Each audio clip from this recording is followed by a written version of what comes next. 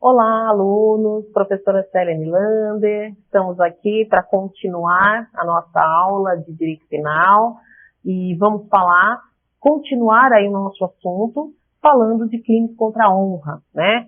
Estávamos falando sobre o crime de injúria, né? Então, relembrando aí o que nós falamos na última aula, né? Falamos da injúria real. Vamos fazer aí uma breve revisão. A injúria real é aquela que consiste na violência, né? Opa, vamos colocar aqui a caneta. Peraí. Legal. Ela consiste na violência ou vias de fato, né? Que é quando você entra em briga, em luta corporal com alguém, né? E aí o agente, ele não vai se valer de palavras, mas sim de uma agressão física capaz de envergonhar um ofendido. Então, você dá um tapa na cara de uma pessoa. Então, a violência, ela é equivalente a uma lesão corporal, que pode ser leve, grave ou gravíssima, tá? E aí é imposto o quê? O concurso material, tá? Obrigatório entre as penas do crime de injúria real e também daquele inerente à violência. Então, a pessoa, ela vai responder, né, pelo crime de injúria real e a violência, né, aplicada aí contra a pessoa. Então, a injúria real está ligada a uma violência. Então, aquele exemplo que nós vemos, né, da pessoa que sofreu violência dentro de uma danceteria por estar acima do peso, né, que nós falamos na aula passada, podemos sim falar de uma injúria real, porque ela foi agredida fisicamente também, né, simplesmente por essa questão. Visto isso, nós vamos falar então da injúria qualificada, né? A injúria qualificada nós mencionamos também no finalzinho da nossa última aula e agora nós vamos trazer aí a diferença entre a injúria qualificada e o crime de racismo. Por quê?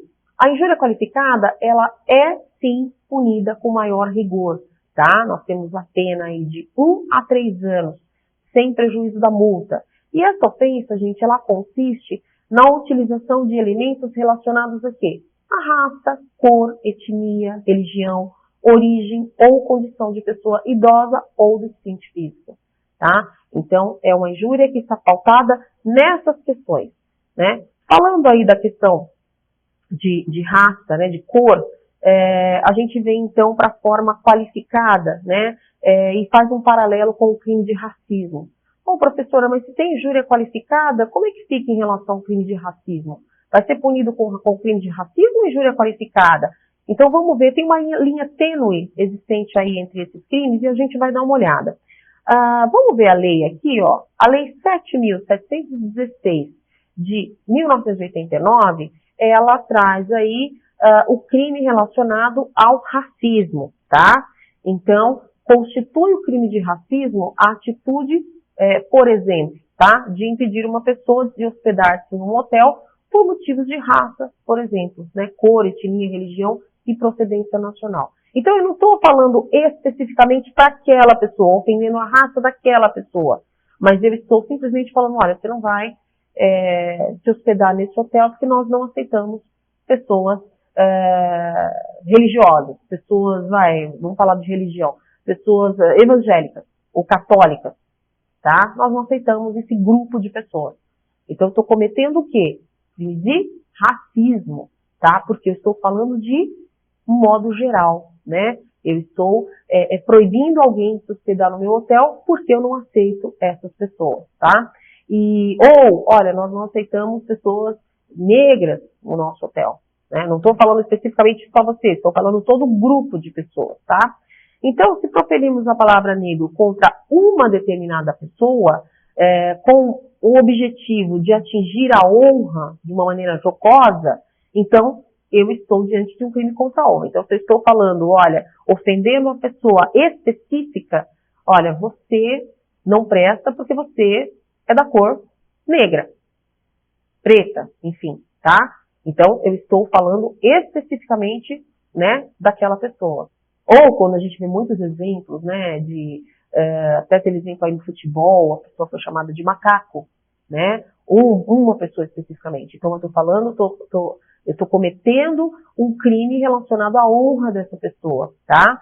Agora, dependendo da maneira como você utiliza essa ofensa, inclusive com a intenção de menosprezo a toda a raça negra, por exemplo, né, denotando uma inferioridade desse grupo, de uma maneira genérica, aí eu vou estar cometendo o quê? O crime de racismo previsto lá na Lei 7.716 de 89.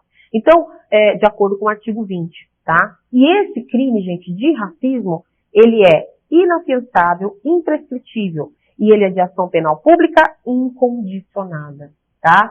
Então, tem uma linha, como eu falei para vocês, muito tênue entre o crime de racismo e a injúria qualificada, tá? A injúria qualificada, eu vou ofender aquela pessoa específica por conta da sua raça, da sua religião e da sua origem, né? Ou da condição de pessoa idosa ou portadora de deficiência. Então, eu vou ofender aquela pessoa.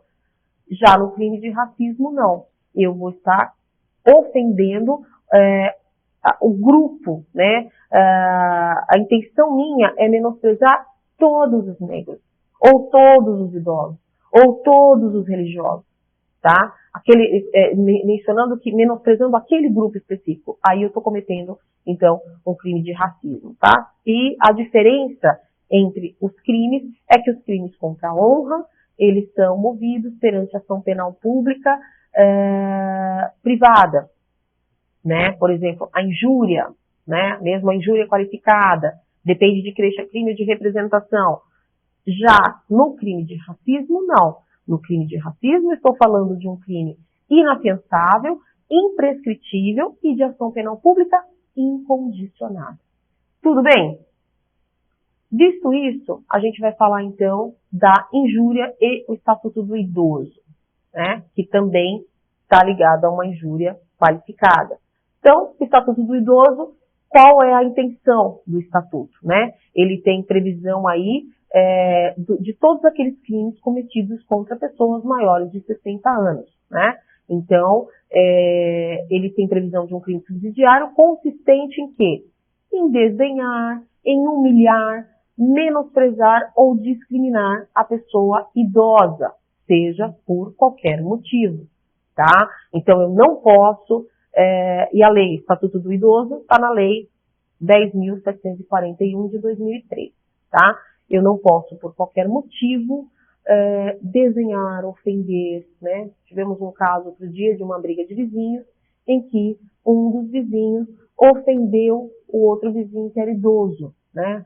Ah, você é um velho, e por ser velho você é burro, você não entende, você já não tem o seu discernimento mental perfeito, porque você é velho. Então, o termo foi utilizado velho, né? Esse termo foi utilizado de uma maneira de menosprezo, de uma forma pejorativa, né? Você é velho, por isso você não sabe o que você está falando. Então, eu estou diante de uma injúria qualificada, tá? Justamente pelo fato de estar ofendendo especificamente aquela pessoa e que está protegida ali pelo Estatuto do Idoso, tá? Do mesmo modo, a gente fala da questão de deficiência física, né? Se eu ofender a honra de alguém em prol dessa deficiência, menosprezando e trazendo aí uma humilhação, né, para a pessoa que tem deficiência física, também estarei cometendo a injúria qualificada. Pois bem, vamos falar então agora de uma outra qualidade de injúria. Vamos ver no material aqui. A injúria eleitoral. Sim, nós temos lá no artigo 326 da Lei 4.737 de 65, que é o Código Eleitoral, que prevê um tipo especial de injúria, né, de competência de quem? Da Justiça Eleitoral, tá? Então, na injúria comum, eu estou tutelando o quê? A honra subjetiva sob o viés da dignidade ou do decoro individual. Na injúria eleitoral, não. Existe uma proteção aí, né, da pessoa voltada para o interesse social, né, que se extrai aí do direito subjetivo dos eleitores para lisura na competição eleitoral. Então, vamos pegar aqui, ó, artigo 140, já falamos do Código Penal, injuriar alguém ofendendo a dignidade ou decoro. Pena, detenção de 1 a 6 meses ou multa. E o artigo 326 do Código Eleitoral, da Justiça Eleitoral, né? No Código Eleitoral ele diz lá, 326, injuriar alguém na propaganda eleitoral ou visando a fins de propaganda, ofendendo-lhe a dignidade ou decoro. Pena, detenção de até 6 meses ou pagamento de 30 a 60 dias multa. Então, vejam que se é uma forma especial que nós temos do crime de injúria. Então, se eu estiver ofendendo, injuriando alguém, tá? Na propaganda eleitoral, ou visando, né, ofendendo aí a pessoa, sua dignidade, e visando interesses aí na disputa eleitoral, eu posso, sim, ser inserido no tipo penal do artigo 326 aí do Código Eleitoral, tá? É uma modalidade especial porque está na legislação especial, mas somente vai acontecer se estiver ligado, então, a uma situação eleitoral. Se eu estiver aí utilizando esse meio, né, para me favorecer de alguma maneira, tá? Depois, a gente fala aí da caracterização do crime de injúria prevista na legislação, exige como elementar do tipo que a ofensa seja perpetrada na propaganda eleitoral, tá? Ou fins de propaganda, tá? Então, a gente está falando aqui especificamente em propaganda eleitoral. Quem é o sujeito ativo? Quem é o sujeito ativo dos crimes contra a honra, tá? Os crimes contra a honra, eles são comuns ou gerais. Então, podem ser praticados por qualquer pessoa, tá? Agora, nós temos algumas imunidades específicas para, por exemplo, parlamentares e advogados. O que é isso, professora? Algumas pessoas são isentas desse crime, né? Então, em determinadas situações que a lei prevê, né? Então, por exemplo, deputados, senadores gozam da imunidade material prevista no artigo 53 da Constituição Federal, tá? Impedindo aí que o tipo penal recaia sobre opiniões, palavras, votos, etc. Então, os deputados e senadores têm uma imunidade em relação ao crime de injúria, né? Claro, tem aí uma questão subjetiva a ser analisada, né? Mas, a princípio, opiniões, palavras, votos divergentes, aquelas brigas que a gente vê lá no Congresso, etc., etc., existe, então, essa imunidade, ou seja, em tese, essas pessoas não responderiam pelo crime de injúria, mas é claro, tem os excessos. Então, tudo depende da situação específica, tá? A imunidade dos parlamentares federais, ela é extensiva aos legisladores estaduais por força do artigo 27, parágrafo 1º da Constituição Federal, tá?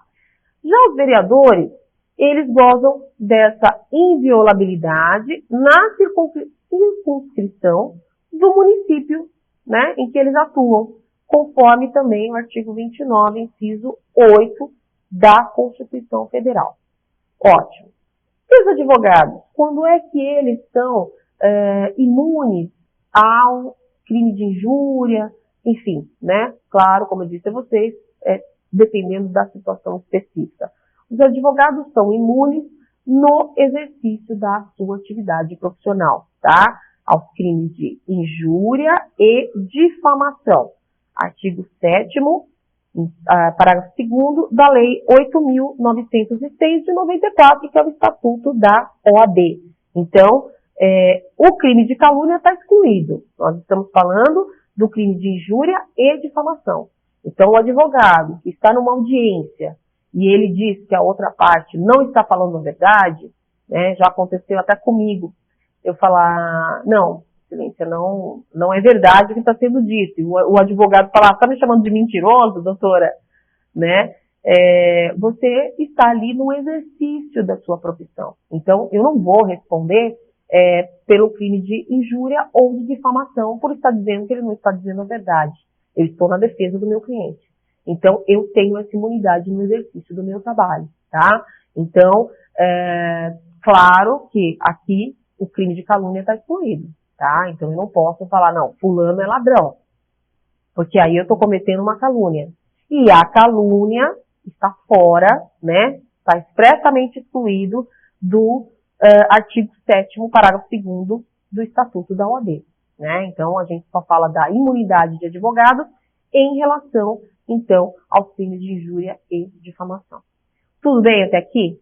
Bom, nós vamos então encerrar esse bloco e voltamos, né, no próximo bloco, tratando ainda, temos muito assunto pela frente, dos crimes contra a honra e abordando aí todos os seus detalhes, enfim, né, todos os seus elementos. Tá bom? Um abraço a todos, até a próxima aula.